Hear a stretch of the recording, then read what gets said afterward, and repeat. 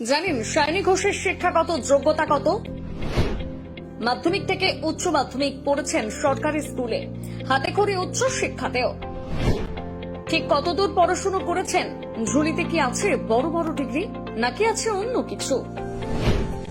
রাজ্য রাজনীতির চর্চায় এই মুহূর্তে অন্যতম নাম সায়নী ঘোষ। ক্যারিয়ারের প্রথম দিকে তিনি ছিলেন পুরোদস্তুর অভিনেত্রী, কিন্তু তখনও সেইভাবে নজরে আসেননি সায়নী। অভিনয় করে সেভাবে সফলতার মুখও দেখেননি।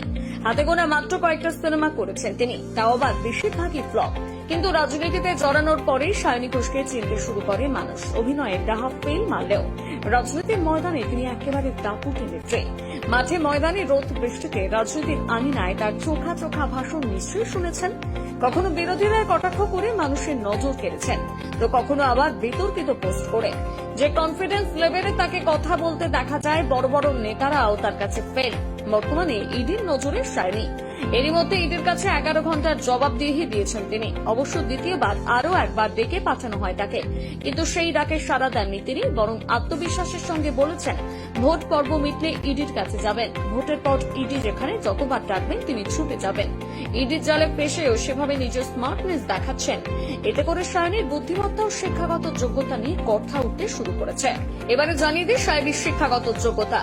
রাজনীতিতে তিনি যতটা তুখোড়, শিক্ষার ময়দানেও তিনি ততটাই এগিয়ে। এমনটাই বলছে সায়নীর নির্বাচনী হলফনামা নথিপত্র, যেখানে তিনি নিজের শিক্ষাগত যোগ্যতা সম্পর্কে জাহির করেছেন। এক প্রাথমিক শিক্ষা কলকাতার হীরেন্দ্র লীলা পট্টনাবিস স্কুল, এখান থেকে মাধ্যমিক দেন। এরপরে উচ্চশিক্ষা কলকাতা বিশ্ববিদ্যালয় থেকে সম্পন্ন করেন উচ্চশিক্ষা। সায়নীর শিক্ষাগত যোগ্যতার সাথে সাথে অনেকেই জানতে চান সায়নীর বয়ফ্রেন্ডকে। এখনো পর্যন্ত সায়নীর বয়ফ্রেন্ডের নাম জানা যায়নি। দীর্ঘদিন অভিনয় জগতের সঙ্গে যুক্ত থাকলেও কখনো কারোর সাথে সায়নীর প্রেমালাপ বিষয়ে শোনা যায়নি। রাজনীতিতে কারোর সাথে প্রেমে জড়িয়েছেন এমনটাও শোনা যায়নি।